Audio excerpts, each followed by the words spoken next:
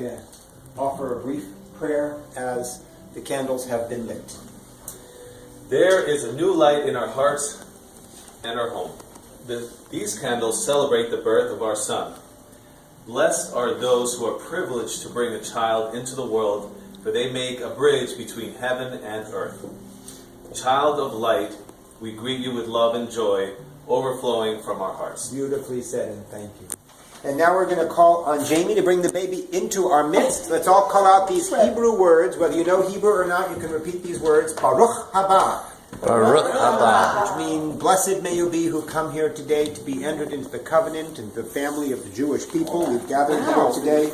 How you doing there, Bucko? We've gathered here today to celebrate a bris. I'm sure many, if not all of you, have been to a bris at one time or another. We're here for some of these beautiful and special reasons. We're here to look at this incredible child and see in him the great gift of new life that comes from God. It's a promise that God made to all humankind that life would be renewed.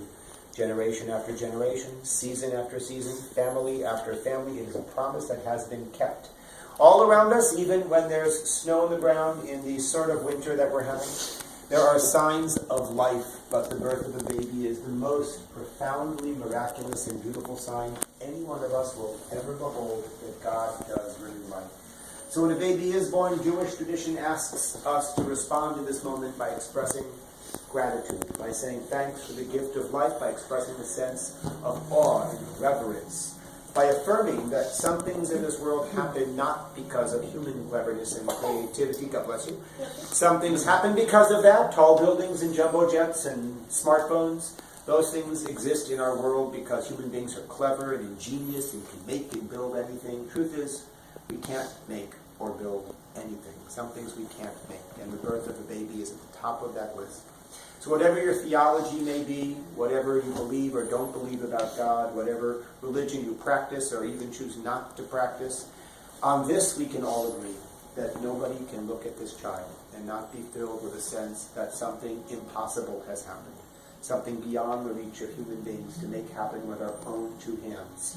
And when we encounter such an incredibly, powerfully miraculous moment, religious tradition, at its best, asks us to express gratitude.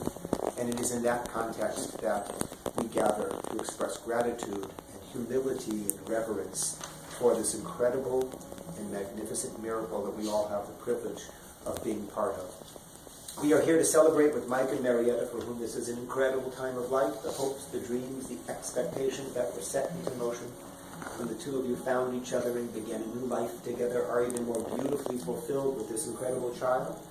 To share your love, your home, your blessings, and all that you cherish. We're grateful that you have transformed your moment of joy, that which we call in Hebrew simcha. You have transformed that into our simcha. You've given everyone here a reason to rejoice and be happy and delighted, and we thank you for that. You can read the parents' prayer. You can read this. We're here to celebrate this beautiful, incredible child, to welcome him into the family of the Jewish people, to affirm his Jewish heritage and his Jewish identity. We're here today to bestow a Hebrew or Jewish name upon him, symbol of that Jewish identity and heritage, and a link to his identity as a member of his family, but as his Jewish identity as well. And that's part of our ceremony here today as well, to bestow upon him his name. We're here today to celebrate family, to celebrate parenthood, and, of course, to celebrate the story of the Jewish religious heritage, which is in itself a remarkable thing.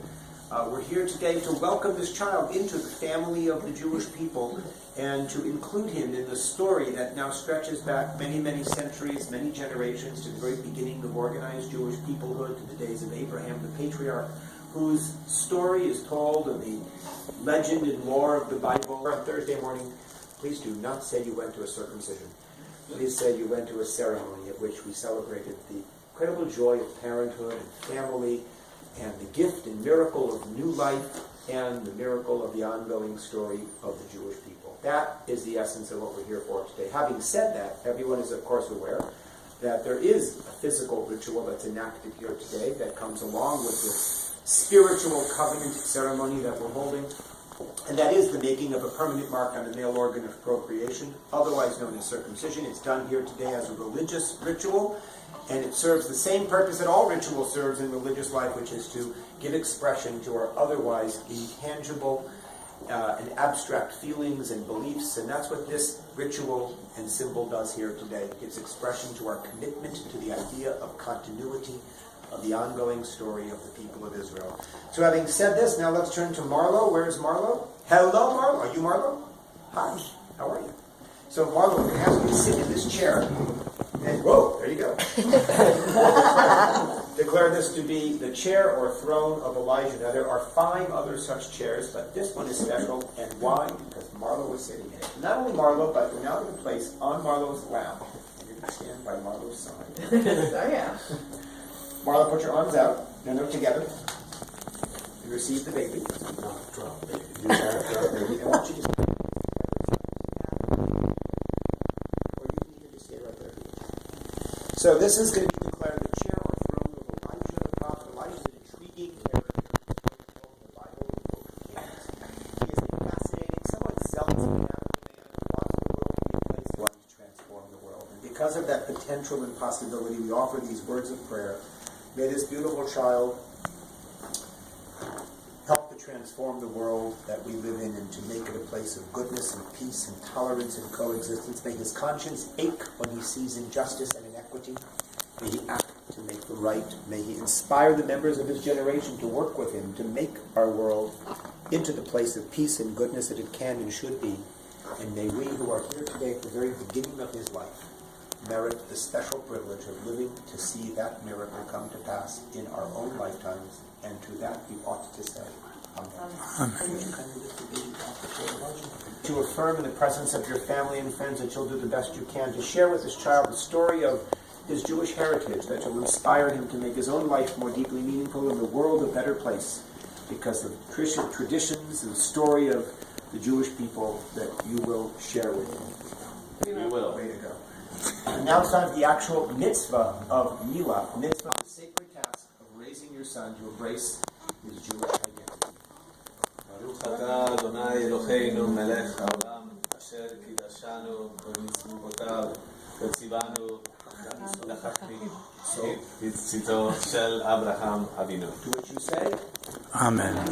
So there's actually a second mitzvah that's performed. It's